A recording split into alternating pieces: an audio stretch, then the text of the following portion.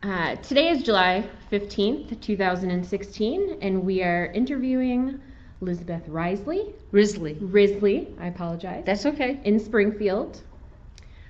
Beth is 54 years old, having been born on December 16th, 1961. My name is Christina Peterson. I will be the interviewer. Deborah Cohen Rojas will be the court reporter for this interview. Will you state for the record what war and branch of service you served? I was in the United States Navy.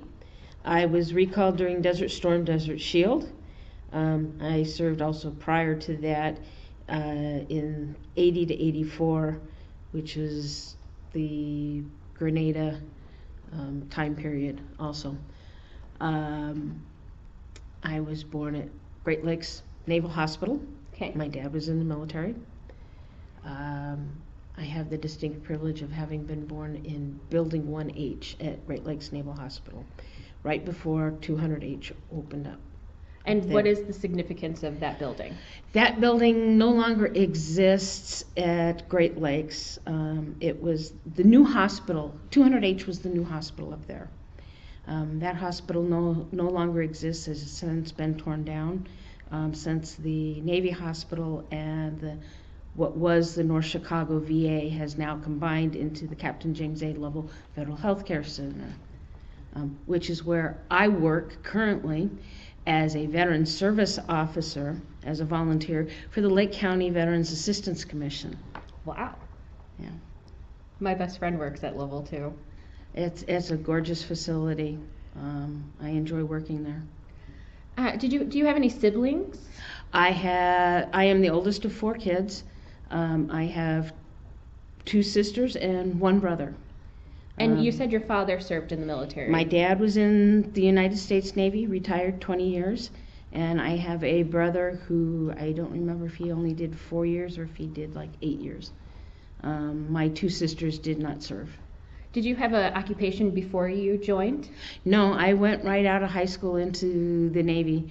My grades weren't the greatest in school, so I knew I wasn't going to be able to go directly into college, so I did the option of going into the military to be able to hopefully get the funding to go to school, and because I wanted to go into the medical field. I already knew I wanted the medical field, so I knew the Navy had the corpsman field, so that was where I was going.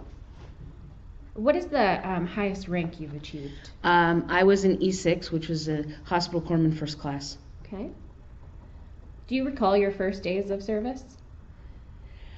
Oh, that was fun. I went through the MEP station, did the physical, got all of the paperwork signed, got on the airplane. Because I had been a Sea Cadet in the high school out in California. I had the privilege of being a E2 when I came in. So I was already advanced rate. So I was in charge of the party that was going down from St. Louis. Wow. Because I was living in O'Fallon at the time when my dad retired from the Navy because he was going to school in St. Louis. I was in charge of our party, leaving St. Louis to go to Orlando, where we went to boot camp. So your basic training was in Orlando? Yep, I was in Orlando. What's the one thing you remember from basic training? Like the biggest lesson that you learned?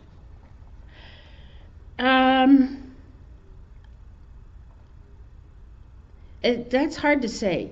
There were a lot of things that happened in Orlando. I mean, I had everything from, we had left-handed notebooks that went to a left-handed young lady that was my bunkmate to, we had a young lady that got injured in our barracks. And I went as a ride-along in the ambulance because she thought I was her sister for some reason. And which for me was an interesting thing because getting ready to wanting to be a corpsman, they took me along to keep her calm. And Right. For me, it just reinforced the idea of you're going to be doing the job, this is what you do. You do everything you can to keep your patient cool, calm, and collected. And that's what they did. I'm like, but I don't, I'm like, Yeah. wasn't sure I really wanted to do this, but they're like, come on, you're going, we're going to keep her calm, we're going to keep her steady, and you're going to keep her talking. So you learned some job duties. I learned some job duties before I was even on the job, while I was in basic training. So it was, besides learning that in boot camp, they break you, in some respects, they break you down to build you up, to teach you how to be part of a team. And while all of that was going on, I was learning about being a corpsman too. And it was just, you have so much stuff being thrown at you. Can you describe any of those? Like what would they do to break you down? And then to build you up? It was an example of that. I know it's hard, I'm sorry. It's, it's, you were pushed, and I mean literally pushed. Physically, you were pushed so hard to the point where you would, at times we were falling in our bunks, crying because we just had no energy, here you are, you're 16, some of us are 17, getting ready to turn 18 because we come in delayed entry. And you've never been away from home. This is the first time you've really been away from home for any extended period of time. You're thrown into a barracks with 30, 40 other girls, or women that you don't know, never seen before, and you've got to figure out a way to work together. And some of them were shy, didn't want to take showers in front of other, because high school, taking a shower in the gym was one thing, but now you've got all these other girls, and you've got less than 5 minutes to get up, get showered, get your hair up. If you've got long hair, you better get it up because it's got to be above the collar. We had one young lady that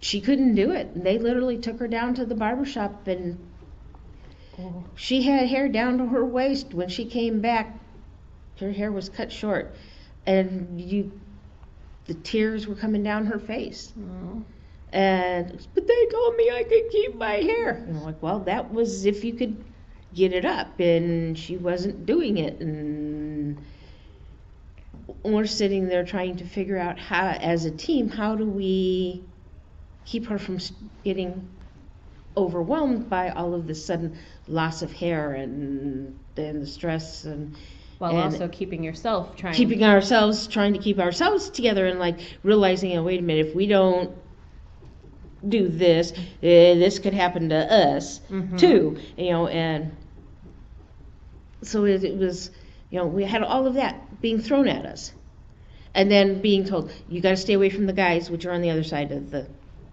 compound, and it's like, well, wait a minute, there's guys here.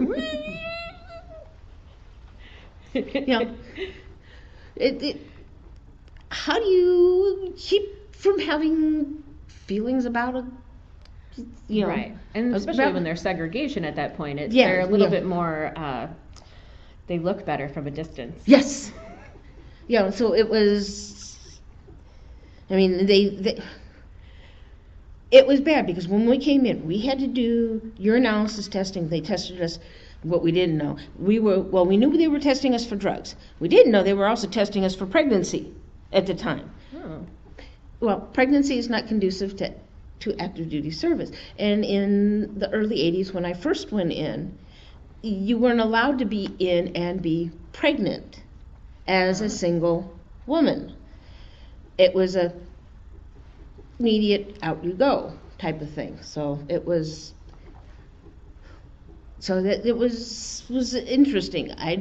We didn't know. And then one young lady, in the middle of while we were still working on building up being a group, was pulled away from the group, and nobody knew why. We get shuffled around in training to do different things, and I ran into her when I was sent down to one building to do a guard duty session. And I'm like, okay, what's going on? Why did you get pulled from? And she's like, I came up positive for being pregnant. Oh. I didn't even know I was pregnant. My boyfriend doesn't even know I'm pregnant. Oh, no. I'm like, okay. And I'm just like 18 years old, and I'm like, pregnant? I was like, and by that point, I'd never even had sex yet. And I'm like, whoa, okay. Yeah, she was facing a lot more than... Yeah, she had a lot more on her plate than I'm like, okay, I got enough with just trying to get through boot camp. I don't want to deal with that. Do you remember any of your instructors? Anyone that stands out? Oh, I remember my boot camp. I had Petty Officer Knight and Petty Officer Black. Our company motto was, Petty Officer Black and Petty Officer Sunday. I'm sorry, I don't know how to say Black. You should say Black and Sunday, because the motto was, Black got the lead out and Sunday pulled us through. Oh. That was our motto. Because that's how it was. Black was, she was no nonsense. You do it right. Or, she would run you through exercises like crazy if you got in trouble. Petty Officer Sunday was a little more lenient. And so, and you always looked forward to Sunday. Of the days of the week, you looked forward to Sunday, because Sunday was the day you got to go to church and you got to, things were a little more lenient, a little more relaxed. Take a deep breath. Yeah. Yes. So since you went medical, is that any type of specialized training that you received? Yeah, I went through Corpsman, what we call Corpsman A school, which was fun because I went from boot camp in Orlando back to Great Lakes, where I was born. I'm like, I wanted to go to San Diego. Nope, I got back to Great Lakes. Oh well. But I had fun. Trained at 200H. And then went from there to my first duty station, which was Cherry Point, North Carolina, with the Marines. Well, let's talk about that too. So your first duty was in North Carolina. Yep. And what was your job assignment? At that point in time, I worked 2 wards. I worked the family medicine ward, which was dealing primarily with the families of the Marine Corps soldiers. I dealt with the wives and the kids who came in. Most of it was routine, colds, coughs, some surgeries, nothing really overly memorable, other than learning about pediatric diabetics. That was a first for me. Because it was something new that we kind of glanced over in Corps School, but it wasn't something they really went into a whole lot of detail. We talked about diabetes. When you're going to Corps School, they cover a little bit of everything, and they don't go into any real detail. It isn't until you actually get out into the world and start working with the patients that you start learning.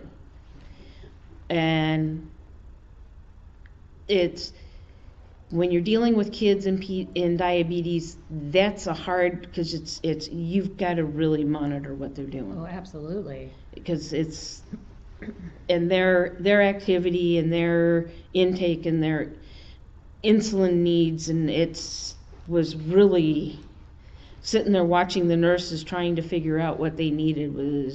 I'm sitting there going, whoa. It was really hard. Right. My next assignment there was working the labor and delivery ward. Oh, that must have been exciting too. That was fun. I enjoyed working back there, helping the women delivering their babies. That's where I did get into trouble once, because I ended up working came from the back, from helping delivering babies, to working in the newborn nursery, where I kicked a corpsman out of his job.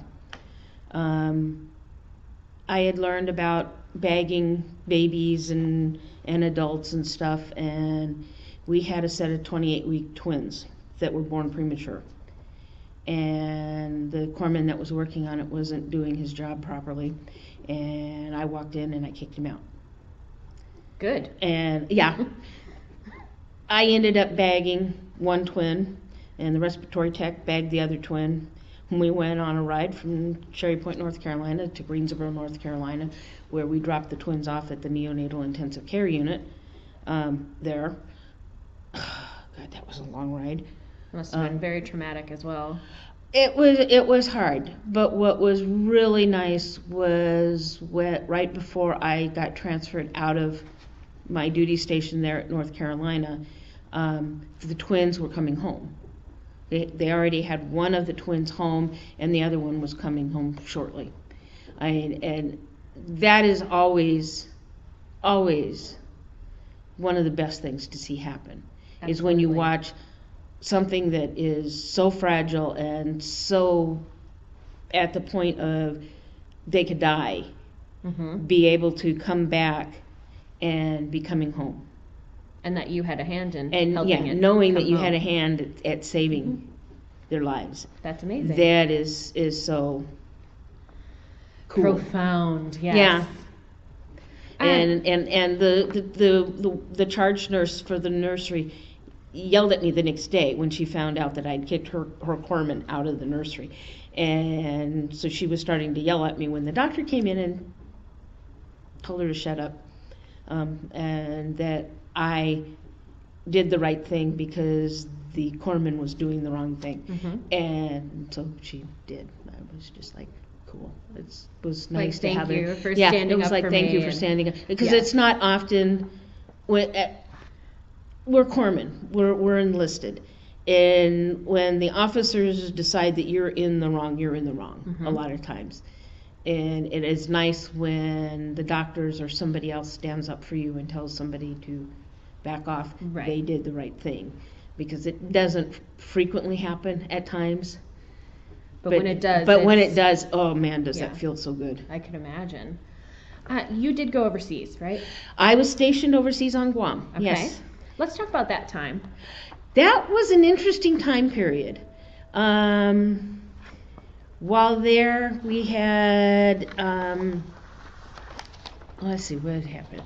Well, we had several things go on. During that time period, President Reagan and his wife came out to visit.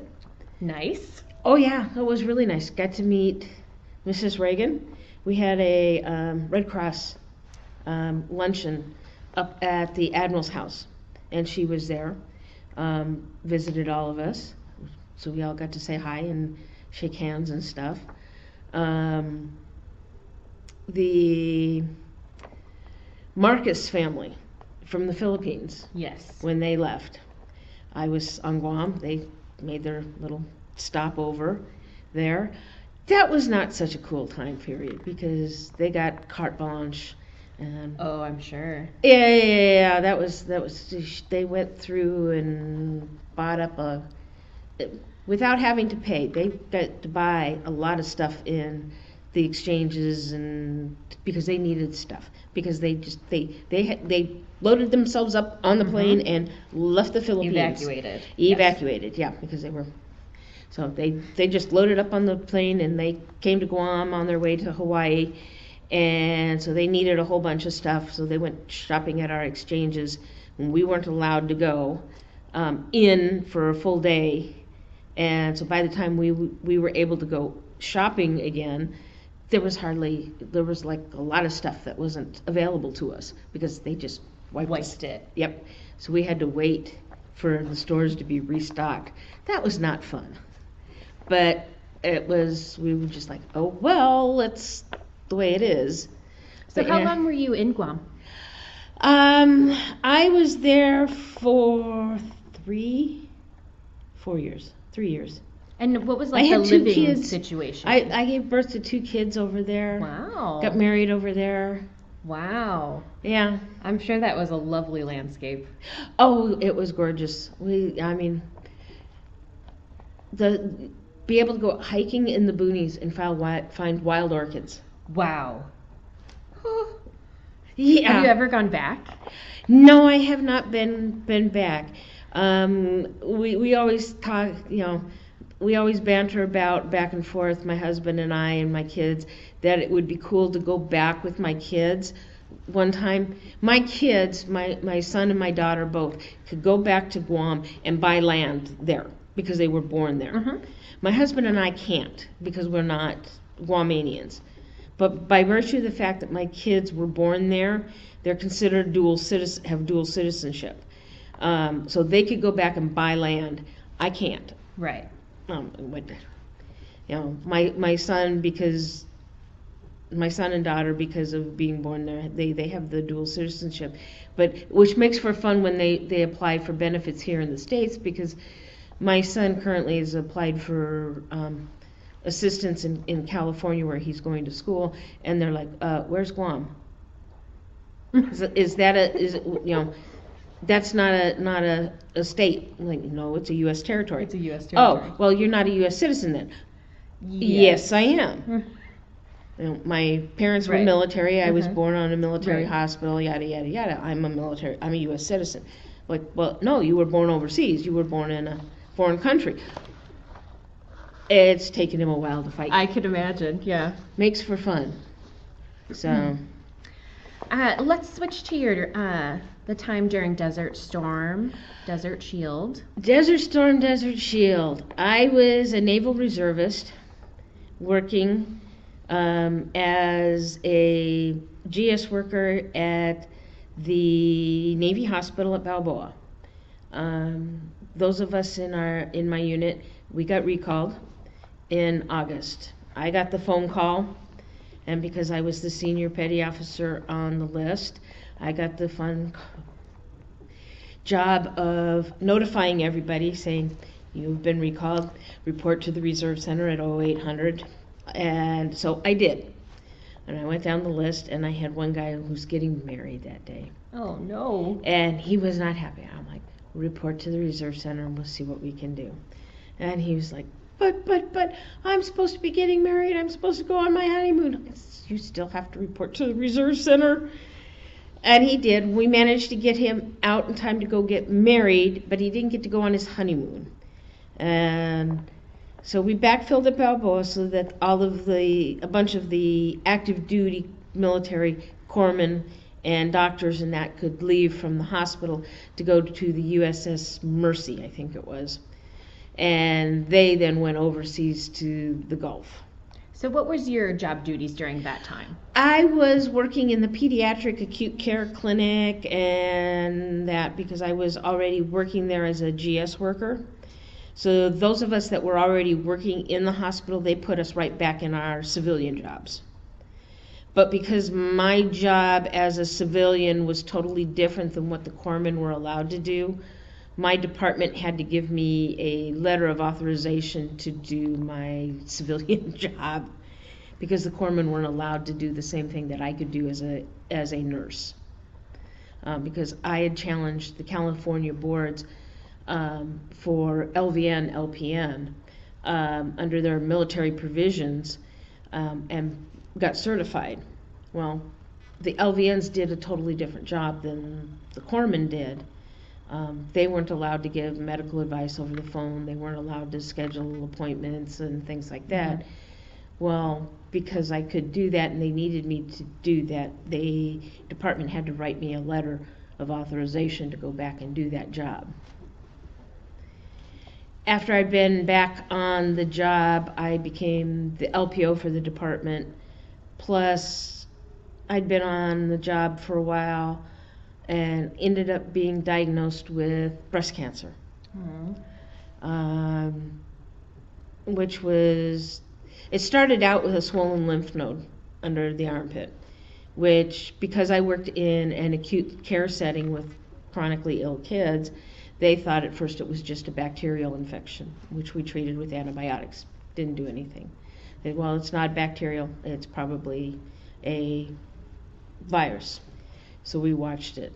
So we went from December of 90 to May of 91 when we actually did a biopsy because by that point in time I developed a mass in the breast. That seems like an awful long time to just be playing the waiting game. Well, I was 29. Well, it was 1990 then too, so. Yeah, but I was 29, no risk Very factor. young, yes. No risk factors for breast cancer. Right. Didn't have any other risk factors for cancer, so there was no need to go and biopsy a lymph node. Right. And everything that they were doing up until that point in time made sense, till I developed the mass in the breast. As soon as I developed the mass in the breast, then it was all bets were off. I ended up in the surgery clinic. They did a needle biopsy of the mass, 'cause, it's just a cyst. We're going to get fluid out of it, and it's going to be nothing, because you still have no risk factors. Well, doctor did that, and wasn't a filled cyst. It was a solid mass. So we're going to have to do a regular biopsy. Mm-hmm. Right before my son's birthday, I had the biopsy, and they called me up at 5 o'clock in the afternoon and told me that I had to report to the surgery clinic the next day because the mass came back positive for cancer. Wow. And then asked me if I was okay. So what was the next step then? So you reported for surgery. After I reported the surgery next day, and then they sent me to the oncology clinic. Huh. And then I started my road down treatment. And then that was in May. Come September that same year of 91, they medically retired me from the military at 100% service-connected disability veteran. Wow. It was an interesting time. Yeah. I was dealing with, and while going through treatments and everything, I was dealing with kids coming into the pediatric clinic complaining of headaches and flu-like symptoms and everything else because of moms watching Gulf War going on TV, and the kids sitting there watching Gulf War because CNN is on now. Mm-hmm. We have CNN, and they're watching all of this on the TV. I remember watching as well. And we had cartoons on. And moms are going, can we watch the news? No, cartoons. And the kids are sitting there watching cartoons in our clinic. And we've got CNN on in our break room. Mm-hmm. And the kids are sitting watching cartoons in our waiting room. And the parents are wondering why we've got cartoons on and not the news out there. And we're going, because kids don't need to be watching that all the time. Absolutely. And yet that's what they're watching at home, because that's what mom's got on, Mm-hmm. because they're looking to see if they got a chance of maybe seeing their husbands on the TV, because the news is showing all of these. Every hour, on the hour, the war. Yep, and they're showing all of the different groups and everything. And so the kids are getting the symptoms and stuff of what our vets are coming back with now with the PTSD. And did you allow your children to watch any of it on the television during that time? No. I remember watching it. We tried not to I tried not to let my kids watch it. It was everywhere. My husband at that point in time was trying so hard to get back out in the field to go be over there, but he was at the recruit training command, pushing boots through boot camp, and the recruiters couldn't touch him because they were told, we can't touch you. He was a chief corpsman who'd been with the Marines prior, and even with all of that, even with all of his background, they told him, you can't touch him, you can't take him, because his job in getting the recruits through boot camp is more important than his background of having been with the Marines, having been in the Gulf before the war was actually declared, is more important than his past experience. We need him pushing boots, then we need him. So you in the got to field. stay as a family unit. So we got to stay as a family unit versus separation, which worked out in my benefit, because then he was there when I got diagnosed with the cancer. But even then, my husband would take me in for my chemo, take me back home, drop me off at home, and leave me there and wonder if he would come home and find me dead, because I was so sick Yeah. from everything I was going Mm-hmm. through. but they took, the Navy took care of me, the VA's taking care of me. I've been through chemotherapy, radiation. I've had a bone marrow transplant. Wow. I'm, 20 plus years in remission. Wow. I've had a blood clot above my heart. I'm still alive. People, they're like, we don't know why. My thing is, I'm here still to help the veterans. That's why I'm a veteran service officer now. Right. I've done my chaplaincy program.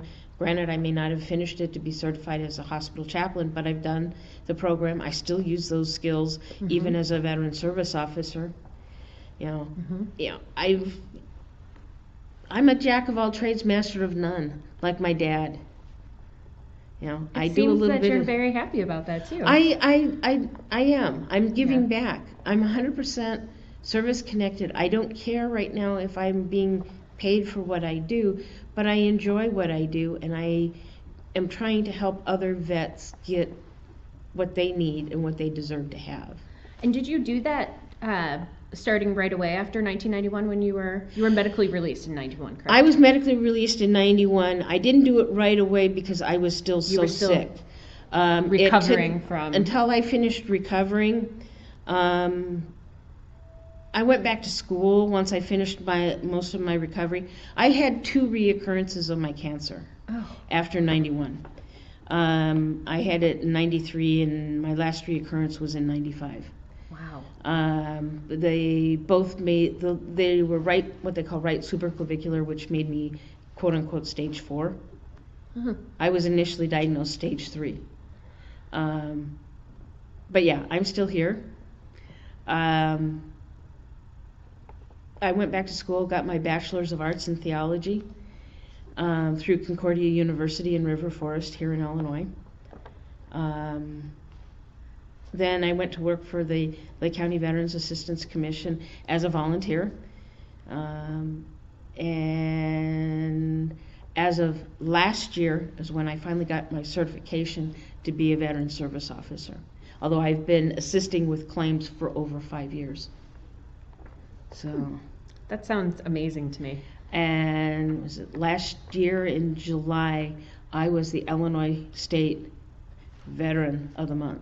Really? Yes. Wow.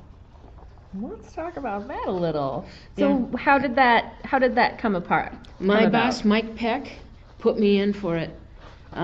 Between everything I do, helping with the VAC, and helping the veterans and that, he put me in for it. And was there a ceremony? Yeah, we had a ceremony. We had it up in front of the VAC office in Waukegan. And they came up and presented me the certificate and everything. And my dad, who has not been able to be there for a lot of things, including when I got married overseas on Guam, was actually there for that ceremony, which just blew me away because That's amazing. I had invited him, but he literally told me he didn't think he would make it, and I was kind of depressed. Yeah. And he literally showed up, and it just made my day. It really did. That's awesome. So.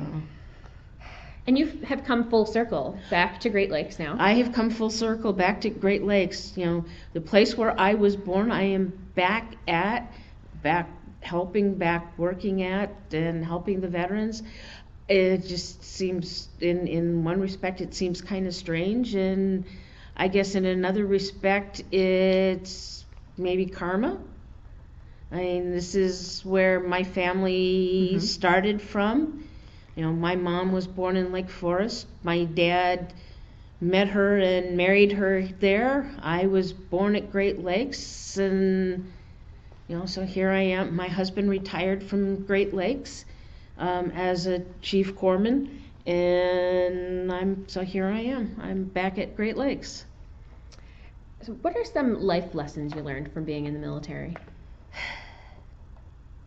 that you think you should share with other people as well? Life lessons from being in the military. Strength, perseverance, teamwork are key. And it's not wrong to ask for help when you need it. And you can always learn something. I think those are very excellent thoughts. Has anyone ever thanked you for your service other than when you received your award or any time? Yeah, I've had a lot of people thank me for my service, and I have a lot of veterans, especially of late, thank me for what I do for them as a veteran service officer. I think the one that stands out the most was the guy that I got 100% for. I mean, he's just ecstatic because he brought me paperwork and said, they can't get me anything. I don't understand. You know, and he come in and hand me stuff, and I'm going, I don't understand it either. You've got ischemic heart disease, you got this, you got this, you got this. And I submit his claim, and it comes back, and he's got 100%. And he's like, what did you do? You're an angel. Thank you. They gave me 100%. I'm like, I just submitted the paperwork. Yeah. All I did was put it in for you. I didn't do anything special. It's like, yeah, you did. You got me my 100%. But he felt special for that. Yeah. Yeah. I'm like, that has okay. to feel. It feels good when they say thank you. I've got another guy that says, if you can get me service connected, I'll take you out and get you a steak dinner. It's like, no, you don't need to take me out and get me a steak dinner. I'm just submitting the claim. It's your stuff. And I've got other vets who sit there and say, no, I don't deserve anything. It's like, look, people, this is related to your service. If you have to look at it this way, look at it as if it's your workman's comp. Mm-hmm. You did the work. You deserve this benefit. It's your workman's comp for your injuries from when you were in the service. And I get more vets that look at me and go, I never thought about it that way. It's like you worked a civilian job. If you were injured on a civilian job, you'd get workman's comp. You were injured in the military. This is the VA's way of giving you your workman's comp. And then I've got vets going, oh, that makes more sense. Okay. Yeah, that has to be. It's for some guys, it's easier to get them to accept it that way. Right. Has your military service impacted your feelings about war in general at all? I don't like war, but there's something that we can't get away from. I don't think we'll ever get away from it, as much as I wish we could. I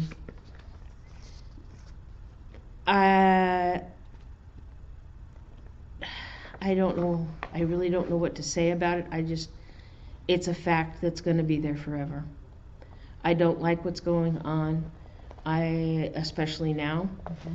I wish they could find a way to solve it. Right. But this doing nothing is not working. Right. I agree. What's your most positive experience of being in the service? The tradition. I think, I'm third generation now. But when I look back at my family over the years, we go all the way back to the Revolutionary War. Mm-hmm. And it's family tradition in one respect. And you look at the tradition that's there. And even the traditions that we have in the military and the pride that we have there. Mm-hmm. That's something that will always be there. And I think we need to keep it there. I agree. And make it more public too, that, to see all of those traditions that happen. Yeah, and we need to get more people to understand it. Mm-hmm. And to realize that military service isn't, where we've got countries that have military service as you are expected to do this. The United States, it's voluntary right now. And we have our time periods where it's where we've done, what's the term I'm looking for? I have problems every now and then. Where we Like drafted. we've where we drafted instituted people the where we draft, haven't yeah. had a choice. Mhm. But we try and do strictly voluntary. Right. And when we don't have enough people, we'll draft people. I agree with what people are trying to do and open up the selective service for women. I think that's only fair. If we're opening up all of the different fields and the battle areas for women, we ought to open up the draft for women. That's only fair. I wanted to sign up for draft when I was eligible back when I was a kid, but my dad's like, "Meh." Yeah. My dad tried to get me to go to the Air Force instead of the Navy, but when I joined the service, but the Air Force recruiter never returned my phone call. My dad, yeah. But we need to get the people to understand that. Right. You know, if we don't have this pride and we don't have this voluntary service, we're going to get to the point where we're going to be like other countries and say, in other words, you're going to have to serve. Right. You turn 18, you have 3 years. Yeah. You know, and maybe in some respects, that's, if people want free school, then Maybe. maybe Yeah. that's something that they're going to look at. I don't know. Maybe. I like the voluntary idea myself. I like the voluntary idea myself too, Yeah. but I don't know. Because I like the tradition of the voluntary service. I agree. It is so much better. And it's kind of like what our country has been based on, the Yeah. militiamen, all of that stuff too of you showed up. Yeah. And it's what is nice too is the fact that it's voluntary, and it also makes it easier because now the women are volunteering and we're stepping up more. yes, that now, is a too. tradition that needs to change. Women should be able to fight. Yeah. It's time, Yeah. you know. And I'm I glad think they're letting us. Yes, I agree. And it's women like you who helped pave that way, so. Well, I'm glad I was able to have a little part in it. You know. Is there any specific message you'd like to leave for future generations that'll hear this? Take pride in our country. Volunteer and help defend and protect it. Because if you don't, it won't be here. Absolutely. That was beautiful. Is there anything we haven't discussed today about your service or time that you'd like to talk about?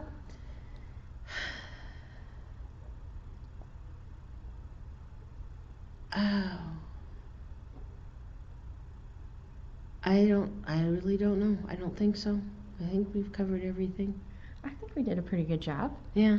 Well, I would like to say thank you very much Thank you for your time today and also for your service. Well, I appreciate being allowed to serve, and because when I went in, that was a lot of it was being allowed. Yeah. And because too, at the time that I got out of my first active duty, I left in part of the active duty in part because I had 2 kids. Mm-hmm. And there was a new rulings about women and children and Right. who's going to take custody Mhm. and stuff. And that's still a big deal with the military. I agree. I think that's a very difficult decision that has to be made by a family unit of who gets to remain active or can you both remain active. Yeah. You know, who's going to take care of the kids? Yeah, but I don't think that decision should strictly have to fall on the woman. I agree. I think that it should be like a split time, you Mhm. know. You get half, I get half. This is what I've wanted to do too. We both wanted kids. I agree. I think that's coming very soon. Yeah. You know, those decisions for women in the military. But that's, We'll see what they have in the future. I agree. And you'll be part of it. So Yeah. thank you again. I Thank really you. appreciate it. It was a great interview. Thanks. So what I will do is